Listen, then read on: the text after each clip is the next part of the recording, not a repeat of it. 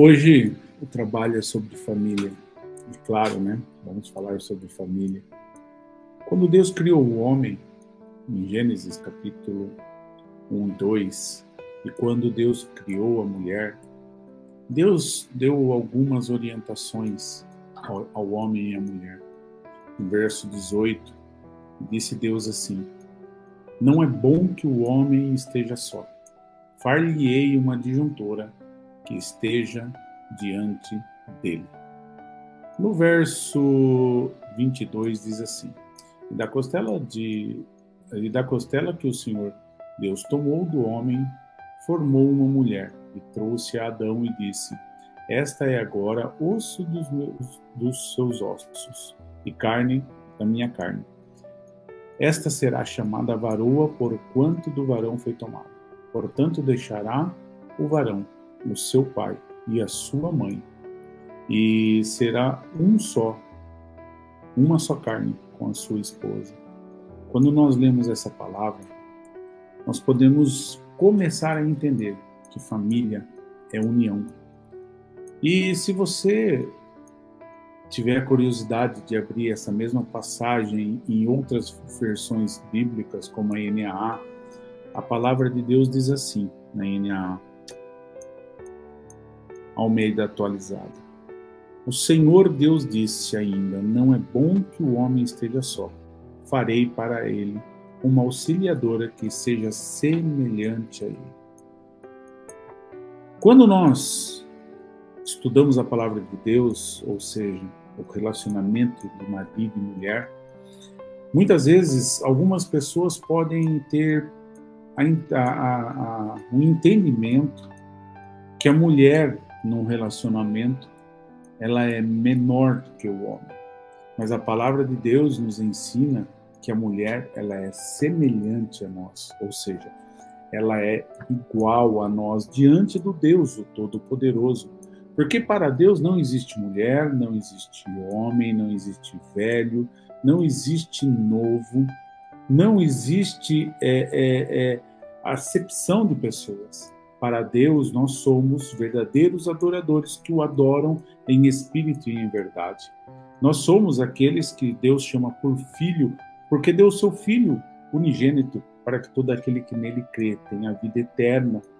Cristo morreu na cruz para que nós pudéssemos ser chamados filho do Deus vivo e fazermos parte da família do Deus de toda a terra. E quando Deus chama o homem e dá a ele uma mulher para ser semelhante a ele, andar junto com ele e ajudá-lo na caminhada, sendo igual a ele, o que eu posso ver é a união, que é isso que eu quero falar hoje. Quando Deus forma uma família, marido e mulher, os dois são uma só carne, passam a ser uma única pessoa. E o que eu quero alertar você hoje é relacionado exatamente a isso.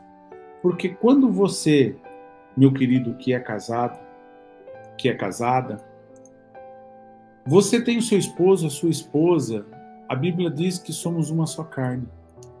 Então, eu sinto o que a minha esposa sente. Diante da alegria dela, eu estou alegre. Diante da tristeza dela, eu estou triste. Quando ela não está bem de saúde, eu também fico triste, magoado e também fico não muito bem. Porque nós somos uma só carne.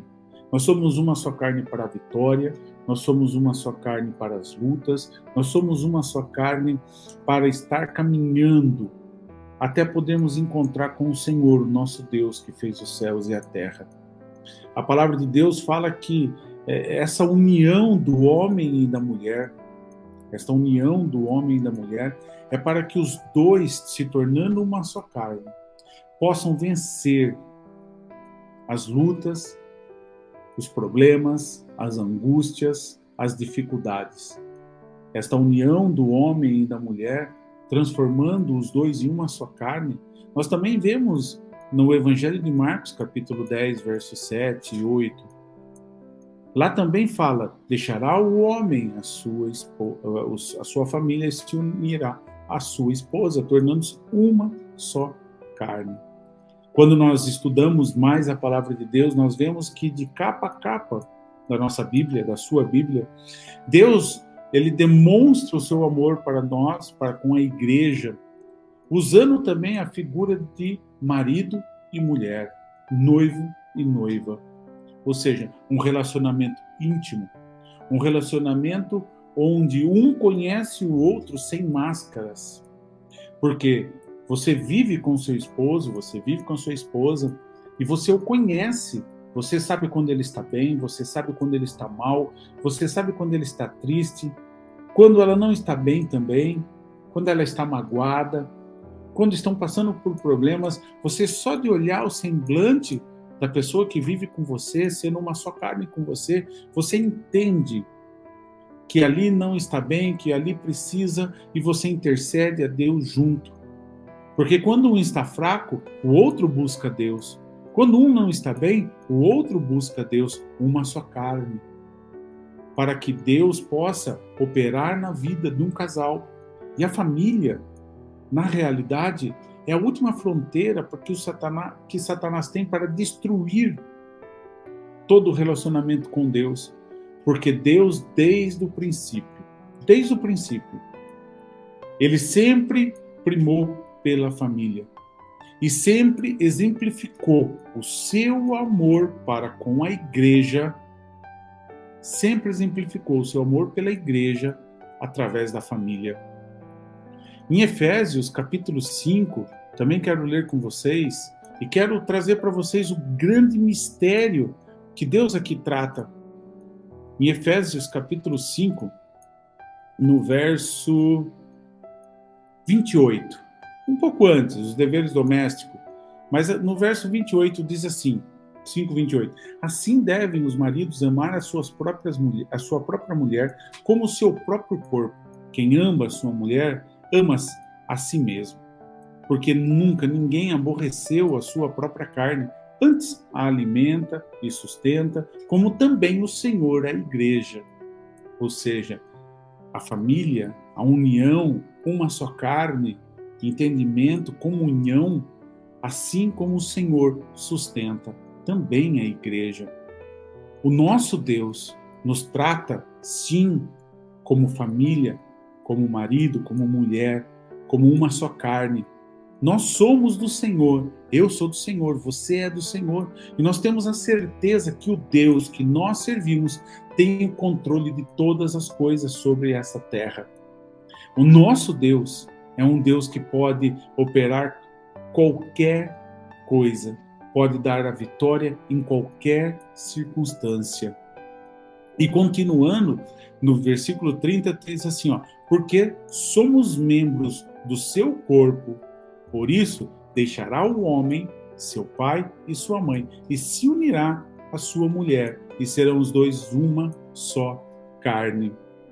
Paulo, aqui, escrevendo aos Efésios, ele traz um paralelo da união do homem com a mulher em uma só carne, e da nossa união também com o corpo de Cristo, tornando-nos membros do corpo de Cristo. E quando passamos a ser membros do corpo de Cristo, passamos a, sim, a usufruir do relacionamento que temos com Cristo e Cristo com esse Deus tão grande e tão maravilhoso. E Paulo ainda usa um paralelo aqui dizendo o seguinte, olha, quem ama a sua própria carne, também ama a sua mulher, e não faz ela passar fome, passar dor ou passar angústia, porque você ama a sua própria carne, assim como também o Senhor cuida de nós. Esse é o nosso Deus.